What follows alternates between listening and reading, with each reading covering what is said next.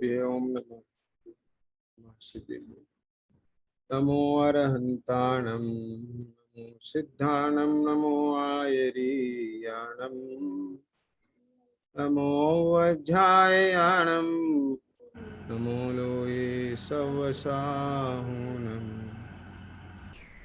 तीन भुवन में सार वीतराग विज्ञानता शिव स्वरूप शिवकार नमः प्रियो समार।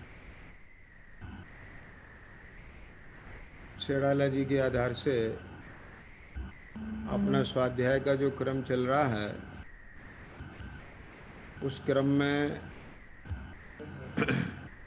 सम्यक दर्शन के 25 दोषों की चर्चा चल रही है, जिसमें से शंकादि 8 दोष और कुल मत जाति मत आदि मत इन 16 की चर्चा अपन कर चुके हैं।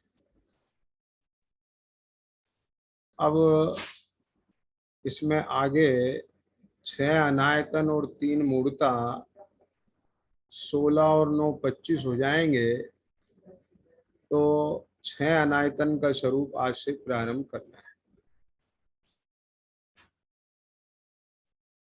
क्या कहते हैं?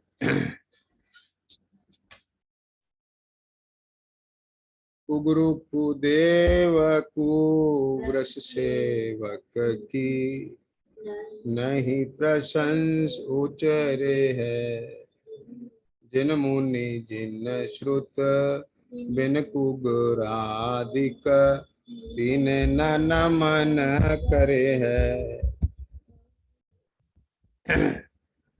इसमें ये आया है कि कुगुरु कुदेव कुव्रश माने कुधर्म और इनके मानने वाले, ख्याल में आ गया ना? क्या मतलब हुआ? कुगुरु कुदेव कुव्रश, कुवर्ष माने वृष माने धर्म, कुधर्म और इनके सेवक, सेवा करने वाले माने सेवन करने वाले। तो 3 तो हो गए कुदेव कुगुरु कुधर्म और 3 हो गए इनके सेवन करने वाले। ये 6 अनायतन कहलाते हैं। अब ये अनायतन क्या है? एक होता है आयतन और एक होता है अनायतन। आयतन माने स्थान, समझ गए ना? माने धर्म का स्थान। बात को अभी थोड़ा सा इसको समझना है, ऐसे ही नहीं कि भाई ये 6 अनायतन है, कुदेव है, कुगुरु है, कुव्रश हैं, इनके मानने वाले हैं, 6 अनायतन है। ये विज्ञान समझना है अपने को, क्योंकि जिस प्रकार से ये 6 का स्वरूप यहाँ बैठ जाता है ना, तो वो जब जब वो ज्ञान का गेय बनता है तो उसके साथ में कोई ना कोई किसी रूप में एक द्वेषात्मक कषाय खड़ी हो जाती है। आपको समझना है, द्वेषात्मक कषाय का मतलब क्या है? ऐसा देख करके ख्याल में आ गया ना? कोई द्वेष बुद्धि नहीं बनाना है। देखो, इस दुनिया में बहुत सामग्री बिकती है, क्या सेलिंग?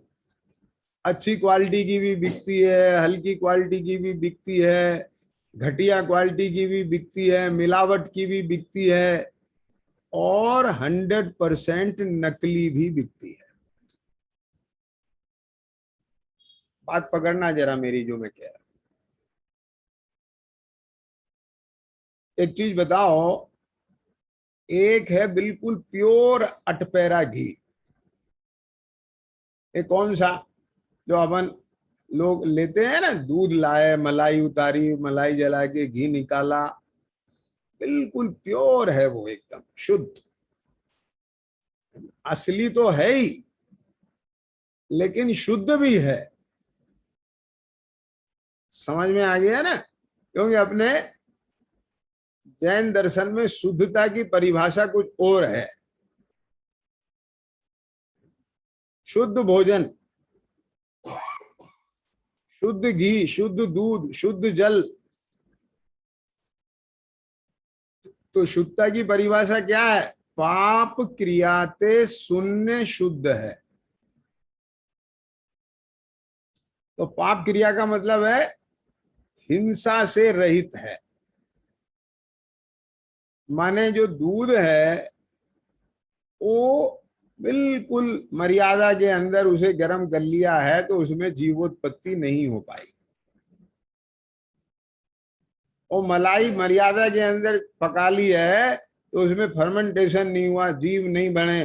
अब वो इसलिए जो है वो अहिंसात्मक तरीके से घी बन गया। इसलिए वो घी असली तो है ही, पर शुद्ध भी है। बात पकड़ में आ रही है कि नहीं आ रही? अगर मान लो आपने 2-3 दिन की मलाई को जला करके घी बनाया, तो वो असली घी तो है, माने उसमें तो वनस्पति नहीं मिला है, लेकिन वो शुद्ध नहीं है। बात पकड़ में आ गया ना? बिना मिलावट के तो है, लेकिन वो शुद्ध नहीं है।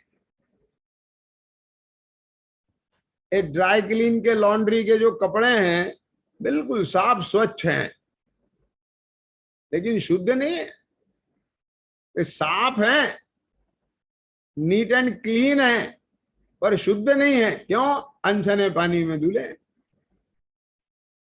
तो उसमें हिंसा हिंसा का ध्यान ही नहीं रखा है, इतना चार हुआ ही नहीं है उसमें। बात पकड़ में आ गई कि नहीं आ गई? तो अब ये पूरा चरणन योग बता दिया, समझ लो आप, कि किसी भी कार्य में यदि यत्नाचार रखा है, यत्नाचार पूर्वक किया गया है, तो वो शुद्ध है। क्योंकि उसमें जीव दया भी है, और उसमें यत्नाचार का पालन किया है, किसी को कष्ट ना हो, किसी की हिंसा ना हो, इस बात को ध्यान में रख के किया है। और जहां यत्नाचार का पालन नहीं किया, अयत्नाचार पूर्वक कार्य किया गया है, तो वो शुद्ध नहीं है। तो हम घी की बात कर रहे थे। ये यत्नाचार पूर्वक घी बना है, वो असली तो है ही, लेकिन शुद्ध भी है। चिद्रूप समझ गए ना? अब एक असली है, बहुत बढ़िया क्वालिटी का, रवेदार। अब वो घी जिस दूध का बना है ना, तो उस गाय ने खूब बिनोला खाया है, अच्छा अच्छा पदार्थ खाया है, और उसके अंदर बहुत क्वालिटी उसकी उत्तम है। समझ में आ गया कि नहीं? तो अब ये भी फर्क पड़ता है कि नहीं पड़ता है? क्यों शैलिन, तुम्हें पता है ना इन सब बातों का?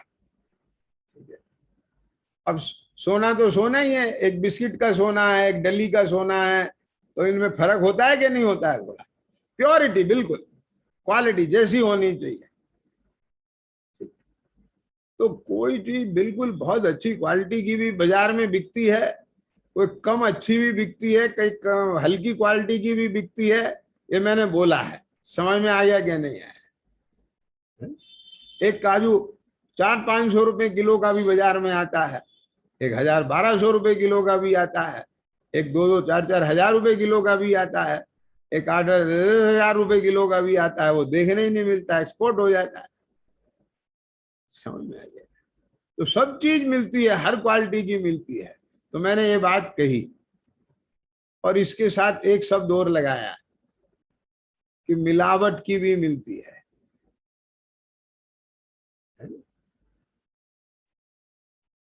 अब उस घी में हल्की क्वालिटी का ही नहीं है वो घी। एक दूध देसी गाय का होता है, बहुत बढ़िया देसी गाय का, बिनोला खाने वाली, और एक गाय अमेरिकन गाय का भी होता है एक दूध। आपके सामने ही निकला है, उसकी क्वालिटी वालिटी कुछ नहीं है, दूध तो असली है कि नहीं है, उसमें मिलावट भी नहीं है। तो बात समझ में आ गया क्या नहीं आया? तुम्हारे सामने ही निकला है। और एक दूध में पानी भी मिला है, एक घी में वनस्पति घी मिला दिया है, वो मिलावट हो गई। और एक ने तो उसमें घी नाम का कोई तत्व ही नहीं है। बात समझ में आया क्या नहीं आया? वो पूरा ही 100% आर्टिफिशियल है। वो भी बाजार में बिक रहा है कि नहीं देसी घी के नाम पर? ऐसा दूध भी बिक रहा है कि नहीं बिक रहा है जिसमें 1 ग्राम भी असली दूध नहीं है, पूरा नकली है? दूध के नाम पे बिक रहा है कि नहीं बिक रहा है? बात समझ गए? तो बाजार में बहुत बढ़िया क्वालिटी के भी सामान बिकते हैं, कम बढ़िया भी बिकते हैं, हल्की क्वालिटी के भी बिकते हैं, मिलावट के भी बिकते हैं, और बिल्कुल नकली भी बिकते हैं। लेकिन एक चीज बताओ, अपन क्या करते हैं? बात को समझना। अपन क्या करते हैं? अगर हमने अपने को ज्ञान नहीं है किस बात का, क्वालिटी का, तो जैसा मिल जाए वैसा खा लेते हैं। अपने को असली नकली की पहचान नहीं है तो जैसा मिल जाए वैसा खा लेते हैं। लेकिन जैसा मिल जाए वैसा खा तो लेते हैं, पर उसके खाने की उपयोगिता, उसका लाभ मिलेगा क्या? बात बगल में आया क्या नहीं आया? आपने दवा नकली खा ली तो भी उसके खाने का लाभ क्या होगा? अब बात को समझते जाना जरा, है ना? तो इसका मतलब क्या हुआ कि जिस मर्ज के लिए, है ना, आपने औषधि ली है, क्या है, तो वो औषधि असली भी होना चाहिए और उत्तम गुणवत्ता वाली होना चाहिए। तो बात बगल में आ गई कि नहीं आ गई?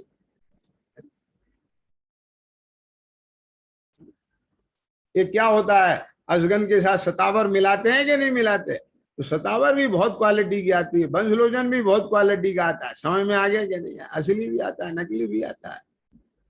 तो आप अगर असली चीज मिल जाएगी गुणवत्ता वाली तो आपका रोग मिटेगा। और अगर आपको नकली दवा मिल गई तो क्या होगा? ये रोग तो मिटेगा नहीं मिटेगा, आपको रोग और पैदा हो जाएंगे। बात पकड़ में आ गई कि नहीं आ गई? ठीक इसी प्रकार से सवाल ये उठता है कि कोई भी जगत का प्राणी ये देव गुरु धर्म का सेवन क्यों कर रहा है? क्या बोला? क्योंकि जैन जी आप पकड़ रहे ना बात को, मैं ये 6 अनायतन की चर्चा देखो मैं कहां से लेके चल रहा हूं। कि देव गुरु धर्म का सेवन आप क्यों कर रहे हो? किसी मकसद से कर रहे हो कि वैसे ही कर रहे हो? मेरा कहने का आशय यह है कि आप जो दवा खा रहे हो वो वैसे ही खा रहे हो कि ये खा रहे हैं तो हम भी खा रहे हैं। दवा खानी चाहिए, अच्छी चीज है। ये दवा खाने से कुछ ना कुछ तो फायदा मिलेगा। हमारे बाप दादा भी खाते आए इसलिए हम भी खाएं। है क्या, कोई ऐसा है क्या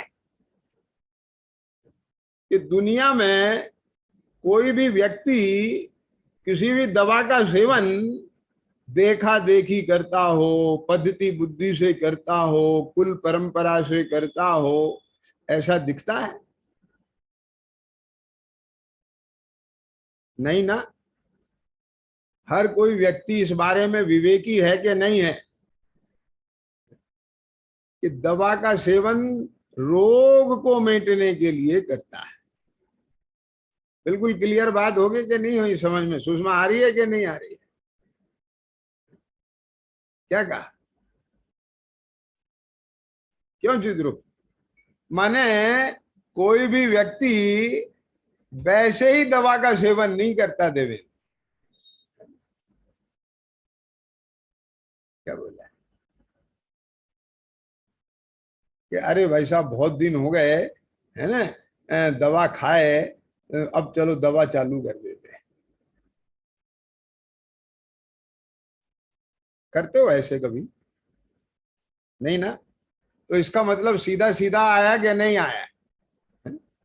क्या सीधा सीधा समझ में आया कि दवा रोग के कारण खाई जाती है? समझ गए? तो आपसे मैं पूछता हूं, देव गुरु धर्म, उनका सेवन, सेवन, सेवक मतलब कौन होता है? जो उनका सेवन करे। बात पकड़ में आ रही है कि नहीं आ रही है? क्या सेवन करे? उन्हें घोट के पी जाए, एक दवा पीता है, ये सेवन नहीं है। सेवक का मतलब क्या होता है? उनके हाथ पैर दबाए। इस सेवन का मतलब ये होता है कि जो स्वरूप देव का है, जो स्वरूप गुरु का है, जो स्वरूप धर्म का है, उसे समझे और समझ करके उसका सेवन करे। माने स्वयं अपने जीवन में उसको आचरण में लाए। अब बात को समझने की चेष्टा करें। अकेले तालियां बजाने का नाम सेवक नहीं है। अकेले जय बोलने का नाम सेवक नहीं है। क्या कहा? क्यों?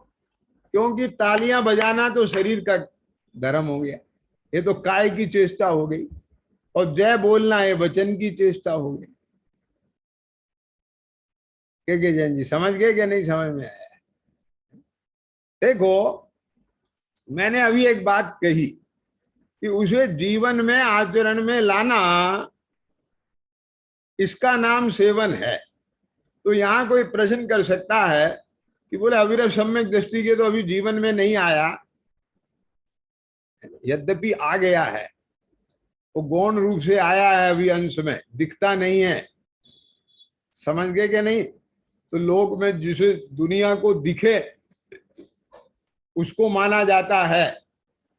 समझ में आया ना? तो चलो अब एक चीज बताओ कि अविरत सम्यक दृष्टि भी क्या अकेले हाथ से ताली बजाता है? क्या अकेले मुंह से जय बोलता है? नहीं। उसके ज्ञान में वो सच्चा है, यथार्थ है, ऐसा जानने में आया है, भाषणा में आया है, और उसकी श्रद्धा में यही है, अन्य नहीं है, ये परिणमन में आया।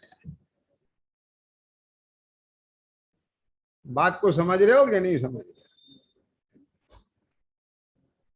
अब जो अकेले तालियां बजाते हैं और जय बोलते हैं, अब उनके भी देखो, क्या उनके ज्ञान में आया है स्वरूप? क्या उनके भाषणा में आया है? क्या उनकी श्रद्धा में आया है? तो नहीं आया है। तो आत्मा में क्या आया है? ये ताली बजाना केवल काय में आया है, और जय बोलना केवल मुंह में आया है, वचन में आया है। ज्ञान श्रद्धा में तो कुछ आया ही नहीं है। तो उसका मतलब सेवना नहीं है। ख्याल में आ गया कि नहीं आया? चिद्रूप, ये सेवना नहीं है। सेवना माने उसको यथार्थ जानकर, मानकर, उसकी भावना भाना, उसका नाम सेवना है। जैसे मान लो, क्या ये आजकल के बच्चे होते हैं ना, ये अपने मन में किसी भी पर्सनैलिटी को बैठा लेते हैं, व्यक्तित्व को किसी को भी बना लेते हैं कि मुझे ऐसा बनना है। आगे समझ में क्या नहीं? अधिकांश लोगों के जीवन में ऐसा देखने में आता है कि नहीं आता है। मुझे ऐसा बिजनेसमैन बनना है, मुझे ऐसा इंडस्ट्रियलिस्ट बनना है, मुझे ऐसा ऑफिसर बनना है, ऐसा डॉक्टर बनना है। ये बैठा लेते हैं कि नहीं बैठा लेते? क्या क्या है? तो उनका ज्ञान उस रूप को जानता है कि नहीं जानता है? उनको उसकी श्रद्धा है कि नहीं है? अभी भले ही बने नहीं है तो भी बनने की भावना है कि नहीं है? तो वो जो जो अंदर अंदर वो भाव चलता है ना, मिश्री की तरह, जैसे मुंह में मिश्री घुलती है, आप पकड़ते जाना मैं कहाँ बोल रहा हूं, तो भीतर ही भीतर जो वो संस्कार चलता है, ऐसा बनना है, ऐसा बनना है, उसका नाम भी सेवना है। के जैन जी, समझ में आ रही है बात?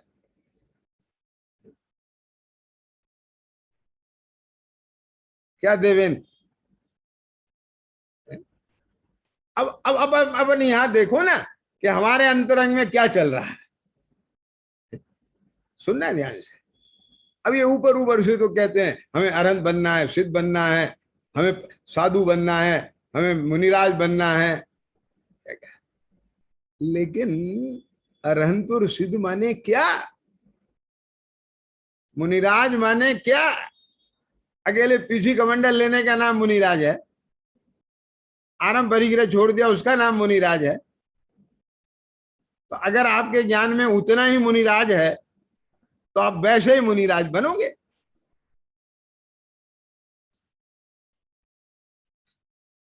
नहीं समझ में आया?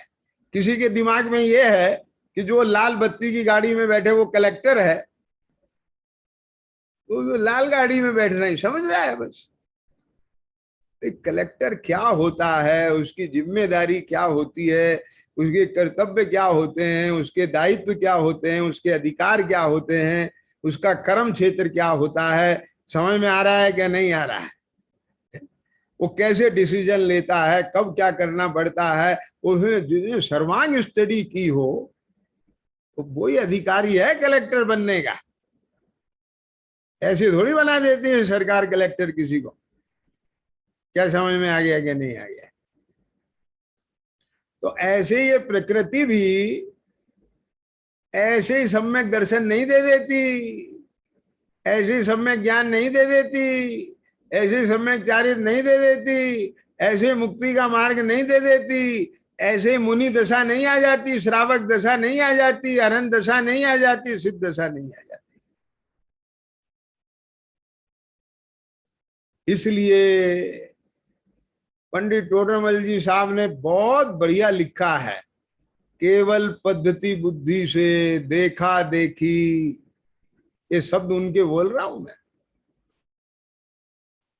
कुल परंपरा से क्या समझ में?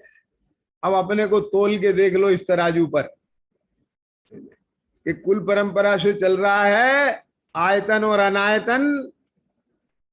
क्या समझ में आया? देखा देखी चल रहा है या कुछ अपनी गांठ की पूंजी, क्या बोलते हैं उसे, अपनी अकल से, विवेक से, निर्णय से, उसके बल पर चल रहा है आयतन अनायतन। देखो मैं अभी आपको बस सीधे से बता दूं कि जिसमें देवपना नहीं है वे सब कुदेव हैं, जिनमें गुरुपना नहीं है वे सब कुगुरु हैं, जहाँ धर्म नहीं है वो सब कुधर्म हैं। ये तीन आयतन ये हैं और इनके मानने वाले तीन ये हैं, ये छह अनायतन हैं। इनको इनकी पूजा नहीं करता, इनकी प्रशंसा नहीं करता। समझ में आ गया कि नहीं आया? कौन की सम्यक दृष्टि, बस हो गया खत्म। आपके ज्ञान में ये भी तो आना चाहिए ना कि अनायतन क्यों है, क्या क्या, और इनकी प्रशंसा करने से होगा क्या, क्या दोष आएगा। समझ में आया क्या नहीं आया? ये क्यों नहीं करता है? वो नहीं करता है, ये तो उपचार का कथन है, उससे होती ही नहीं है। क्या बात है, है? है? ये क्या मतलब है ये? क्यों विपिन जी बोलो? ये जब आप अपने व्यवसाय से घर पे आते हो, शाम के समय सड़क के किनारे खड़ा हुआ ठेले पर, क्यों वो सड़े हुए टमाटर लिए हुए, गले बले पिलपिले, अब वो कहता है क्यों कि 5 रुपए के 1 किलो टमाटर, 5 रुपए के 1 किलो टमाटर। आप अपनी गाड़ी रोकते हो कभी? क्यों? और कुछ लोग रोकते हैं कि नहीं रोकते हैं? रोकते हैं। गाड़ी वाला तो कोई नहीं रोकता है, तो आप कैसे कह रहे हो रोकते हैं?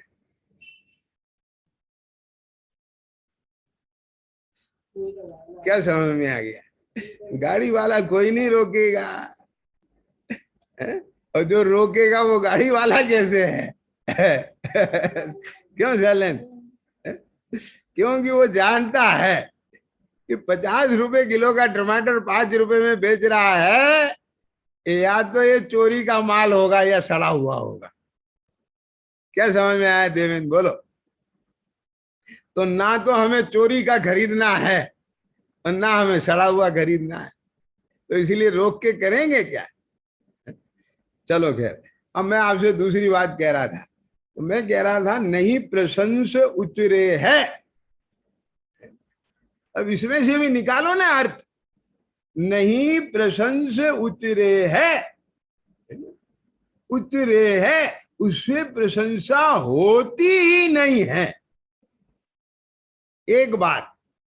और वो प्रशंसा करता नहीं है, ये दूसरी बात। क्या कहेगा के जैन जी, समझ में आया क्या नहीं आया? वो प्रशंसा करता नहीं है, इसमें आ गया पक्ष हट। क्या क्या समझ में आया कि नहीं? और उससे प्रशंसा होती नहीं है, इसमें क्या बात हो गई? इसमें क्या हो गया कि जैसे जौहरी है, उसकी आंख बोल रही है कि ये हीरा नहीं है, तो वो हीरा कैसे कह सकता है? तो अंतर समझ में आया कि नहीं आया? तो उसे वो आयतन दिख ही नहीं रहा है, तो वो उसका सेवन कैसे कर सकता है?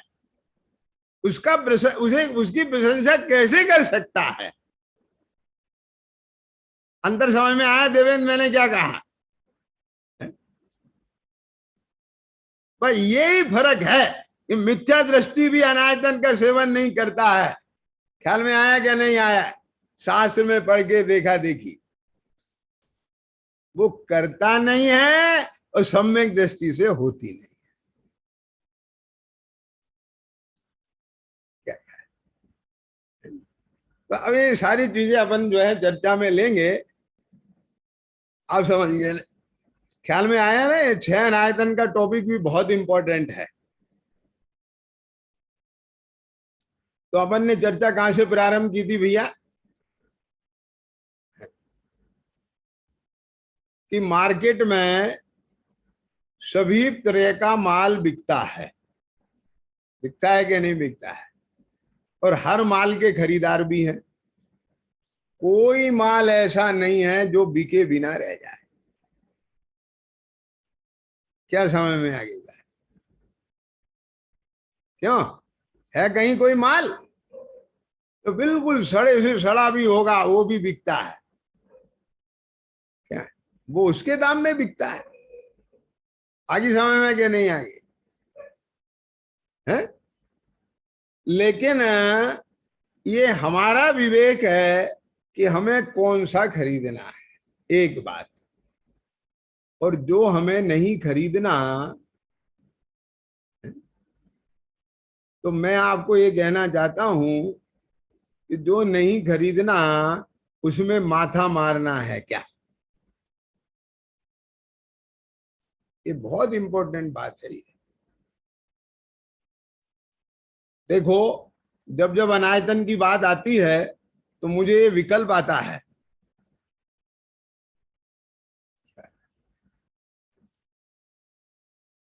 कि अनायतन, कुदेव, कुगुरु, कुधर्म, मैंने ऐसा ऐसा उसे देखना क्या है नहीं। देखो, एक चीज बताता हूं मैं आपसे। आपने मान लो किसी के भी दुकान पर, चाहे वो फल वाला हो, किरियाना वाला हो, आप उसके यहाँ कोई वस्तु देखने के लिए जाएं, केला, सेब, आम, अनार देखने के लिए जाएं, और आपको अपने हिसाब से आपकी क्वालिटी नहीं दिख रही है, समझ में आ गया क्या नहीं है? तो प्लीज उसे ये मत कहना, वो पूछे क्यों नहीं ले रहे हो, तो ये मत कहना कि तेरा माल सड़ा हुआ है इसीलिए नहीं ले रहे।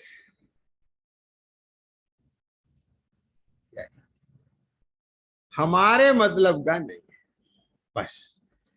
No comment. आप उसकी वस्तु के लिए, क्या समझ में आ गया, कोई कमेंट नहीं करें। आप उससे ले भी नहीं रहे हैं और उसे कष्ट और दे के आ रहे हैं। ये क्या अच्छी बात है? ये कोई शिष्टाचार है, लोकाचार है? क्या समझ में आ गई बात? बात पकड़ रहे हो मैं क्या कह रहा हूं?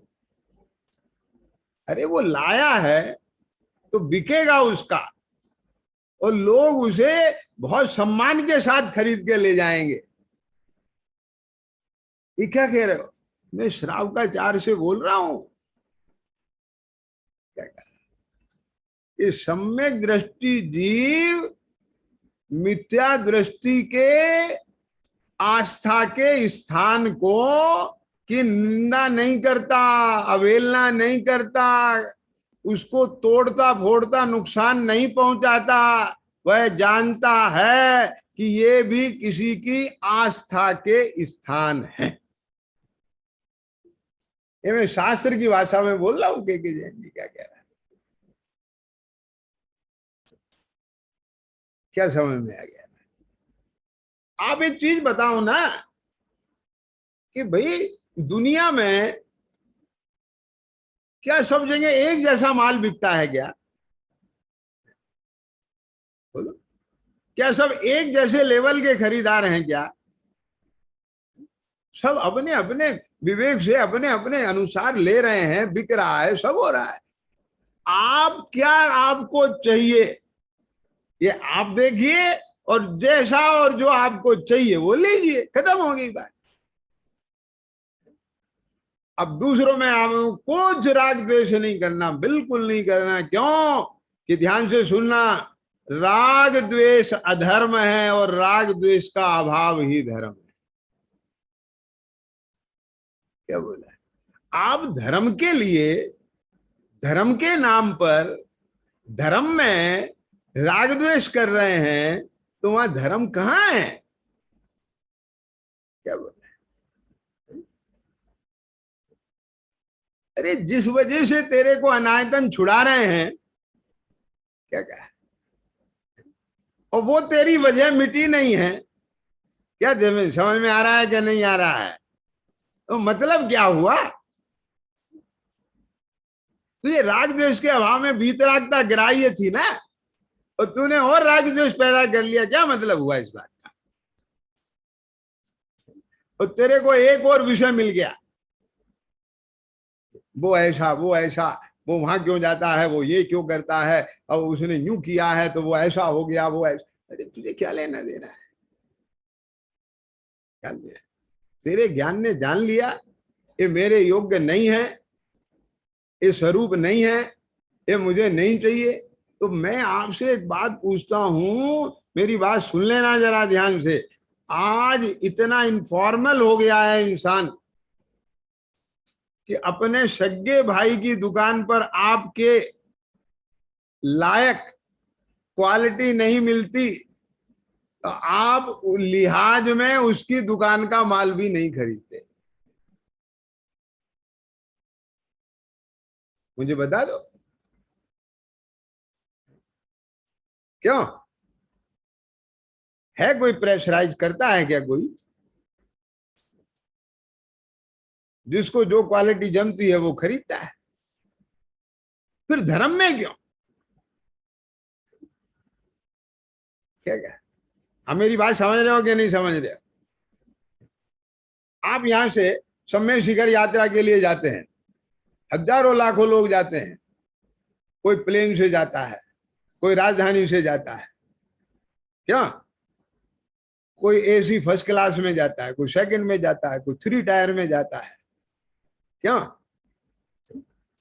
वहां तो कोई किसी की लेग पुलिंग नहीं करता है देवेंद्र कि तुम हमारे साथ थ्री टायर में क्यों नहीं जा रहे हो। उसकी पॉकेट अलाउड करती है वो जा रहा है, एसी थर्ड में जा रहा है। जिसकी पॉकेट अलाउड करती है एसी फर्स्ट में जा रहा है। मेरा मतलब समझ में आ गया कि नहीं आ गया? वहां कोई किसी को प्रेशराइज नहीं करता, और यहाँ सब पे निगाह रहती है कि मैं इन्हें मानता हूं, वे क्यों नहीं मानते। तो बात पकड़ में आ रही है कि नहीं आ रही है? हम इन्हें नहीं मानते, वे क्यों मानते हैं? तुझे क्या लेना देना है? जिसको जहां जैसा जम रहा है वैसा कर रहा है, तू अपनी समझना। इसका मतलब ये है कि तुझे और कोई विषय तेरे पास नहीं है। तुझे यही देखना है वो कौन से टायर में जा रहा है, वो कौन सी क्वालिटी में जा रहा है, वो कौन सा खरीद रहा है, वो कौन सा बेच रहा है, क्या कर रहा है। इससे लेना देना नहीं। हमारा बिल्कुल सीधा फंडामेंटल होना चाहिए क्या, कि भगवान ने क्या कहा, वस्तु का स्वरूप क्या है। क्यों? क्योंकि मुझे तो वस्तु के स्वरूप को पकड़ना है, वही उसका धर्म है। मेरा बात को समझने की चेष्टा कीजिए। इसमें कहीं कोई पक्ष विपक्ष राग द्वेष है ही नहीं। बोलो बताओ मुझे। अच्छा एक बात बताओ दे में, मान लीजिए किसी व्यक्ति की पॉकेट अलाउड नहीं करती और वो थ्री टायर में जा रहा है ना, और एक उसका कोई जानकार है और उसकी पॉकेट अलाउड करती है, वो हमेशा एसी फर्स्ट में जाता है। अब वो अगर वो ये कहे कि भाई साहब आपके साथ मैं भी थ्री टायर में चलता हूं, तो वो क्या कहेगा? अरे नहीं नहीं नहीं, आप तो एसी फर्स्ट में जाइए ना, क्यों आप मेरे साथ तकलीफ भुगतते हो? मेरी तो मजबूरी है। क्या कहा? बोले चलो हम भी तुम्हें अपने साथ एसी फर्स्ट में ही करा देते हैं टिकट। बोले वो ऐसी कोई बात नहीं है। समझ में आया क्या नहीं आया? मेरे को एसी सूट नहीं करता इसलिए मैं नहीं जाता। क्या समझ में आया? अब उसे एसी सूट नहीं करता है, उसे बिना एसी के सूट नहीं करता है, तो क्या करे? मेरा मतलब समझ में आ गया कि नहीं आया? इसमें कोई चलता है क्या? सब अपने अपनी सुविधा और असुविधा के हिसाब से, अपने अपने पॉकेट के हिसाब से जी रहे हैं कि नहीं जी रहे हैं। तो फिर यहाँ क्यों झंझट है, ये क्यों लेग पुलिंग है, ये क्यों एक दूसरे के झांका झाकी है ये? क्या समझ में आएगा? इससे सीधा सीधा स्पष्ट होता है कि आप वस्तु स्वरूप के आलोक में सही ट्रैक पर नहीं चल रहे हो। आपको कहीं ना कहीं कषाय है, अपने अपनी कषाय का पोषण करने में लगे हुए। बात पकड़ में आ गई कि नहीं आ गई? तो अब अपन चर्चा करेंगे आयतन और अनायतन की, है ना। ये तो सब समझ लो, इसकी भूमिका आई है। तो इसमें शब्द आया है षट अनायतन। देखो मैं फिर लाइन पढ़ रहा हूं। कुगुरु कुदेव कुब्रश सेवक की, नहीं प्रशंसा उचरे है, जिन मुनि जिन श्रुत बिन कुगरादिक, सीने न नमन करे है। ख्याल में आ गया कि नहीं? समझ में आया ना?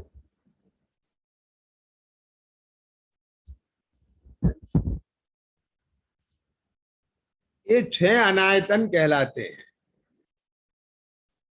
अनायतन, अनायतन का मतलब है जो आयतन नहीं है। समझ में आ गया? तो आयतन किसे कहते हैं? स्थान को कहते हैं। यहां आयतन का संबंध कौन से आयतन से है? बात को समझना जरा।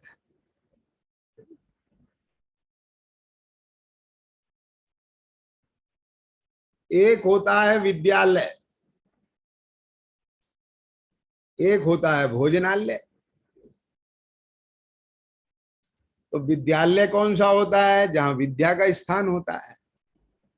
और भोजनालय क्या होता है? जहां भोजन का स्थान होता है। तो यहाँ आयतन का मतलब जो धर्म का स्थान है, और अनायतन का मतलब जहां जो धर्म का स्थान नहीं है। अब बात समझते जा रहे हैं ना? अब आयतन और अनायतन को हम किस पर नक्की करेंगे? पहले धर्म को नक्की करो। क्या समझ में आ गया? अभी जैसे हमने कहा विद्यालय, भोजनालय, क्यों? देवेंद्र बोलो। आप जाते हो हाईवे पर, कदम कदम पर भोजनालय खुले हुए हैं, तो क्या आप हर भोजनालय में भोजन करोगे? बताओ। तो बात समझ गए ना? कदम कदम पर विद्यालय खुले हुए हैं, तो क्या आप हर विद्यालय में अपने बच्चों को भेजते हो? बात को समझ रहे हो या नहीं समझ रहे हो? तो ऐसे ही मैंने कहा आयतन माने जो धर्म का स्थान है, क्योंकि इस पे भी डिबेट हो जाएगी कि आप जिसे धर्म का स्थान नहीं है ये कह रहे हो, तो जो उसे धर्म का स्थान मान रहा है वो अड़ेगा। के जैन जी क्या अड़ेगा कि तुमने कैसे कह दिया है कि ये धर्म का स्थान नहीं है, तो मेरे भी धर्म का स्थान है। कि समझ में आ गया कि नहीं? तुम कैसे कहते हो ये भोजनालय नहीं है? हम खा रहे हैं कि नहीं खा रहे हैं? तुम कैसे कहते हो भोजनालय नहीं है? तो आप क्या कहोगे? भाई साहब, जैसा भोजन हमें करना है, यदि वो आपके भोजनालय पर हो तो हम कर लेंगे। तो बताओ कैसा करना है? कैसा? कि बोले हाथ की चक्की का आटा हो, 3 दिन के अंदर का पिसा हुआ हो। क्या समझ में आ गया? गेहूं धुले हुए हों, सोधे हुए हों, ऐसा तो आटा चाहिए। बात पकड़ में आ गया क्या नहीं आया? दूर छन्ने से बिलछन किया हुआ पानी छना हुआ हो, उस पानी में आटा मथा हुआ हो। समझ में आ गया ना? अब उसे सारी बता दो। अब उसे कहो भाई साहब आप बताओ आपके यहाँ ऐसा भोजन मिल सकता है? तो ऐसा तो नहीं, ऐसा माफी चाहेंगे, ऐसा तो नहीं। बस ठीक है, तो खत्म हो गई। मेरा मतलब समझ लेना आप। अगर आपने उसे ये कहा कि तेरा भोजन हमारे लायक नहीं है, क्या समझ में आ गया? तेरा भोजन खराब है, तेरा भोजनालय नहीं है, तो झगड़ा होगा कि नहीं होगा? और आप कहें हमें ऐसा भोजन चाहिए, क्या आप दे सकते हैं? नहीं साहब, हम नहीं दे सकते। तो बहुत प्रेम से बिना झगड़े के आपकी हेल्प और करेगा कि बोले भाई साहब ऐसा है, यहां से थोड़ी दूर पर एक जैन साहब रहते हैं, हमने सुना है वो भी ऐसा ही भोजन करते हैं, वे शायद आपको बता दें। कुछ बात समझ में आ रही है कि नहीं आ रही है? आप कहो तुम्हारा स्कूल हमारे बच्चे के लायक नहीं है, तो झगड़ा होगा कि नहीं होगा? उसे बुरा लगेगा कि नहीं लगेगा? आप कहो ये तुम्हारा विद्यालय ही नहीं है,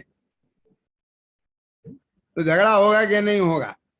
तो साहब देखो, हमको ऐसा ऐसा स्कूल चाहिए जहाँ ये फैसिलिटी हो, ऐसी पढ़ाई होती हो, आपके यहाँ होती हो तो हम आपके यहाँ करा देते हैं। मेरा मतलब समझ ना जरा, बहुत विज्ञानता के साथ चल रहा हूं मैं।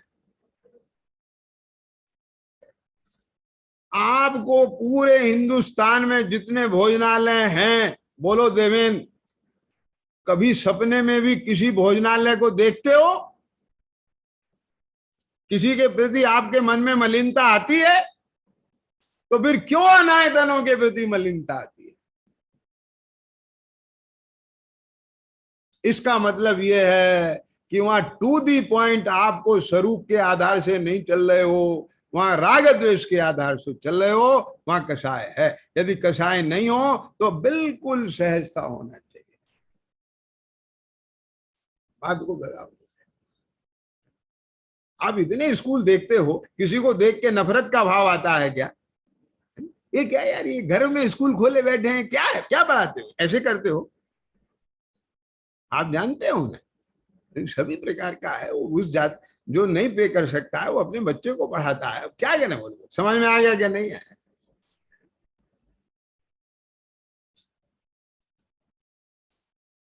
तो इसका मतलब ये हुआ कि इसमें आपको ये नक्की करना पड़ेगा कि धर्म के आयतन हैं, तो धर्म क्या है, आपको क्या चाहिए, इससे ही फिर आयतन और अनायतन का निर्णय होगा। इससे फिर देव अदेव का निर्णय होगा, गुरु अगुरु का निर्णय होगा, धर्म कुधर्म का निर्णय होगा। आप बात समझ में आ गया क्या नहीं? तो आज की चर्चा में ये सब पृष्ठभूमि बना करके हम इस नतीजे पर पहुंचे हैं कि खाली आयतन और अनायतन की व्याख्या कर लेने से काम नहीं चलेगा। जिस बुनियाद पर आयतन और अनायतन का भेद बना है, आपको उस विज्ञान को समझना पड़ेगा। आगे समझ में कि नहीं आगे, उसकी चर्चा मैं कर लूंगा, समय हो गया है। निज सहजानंदे शुद्ध स्वरूपी अविनाशी मैं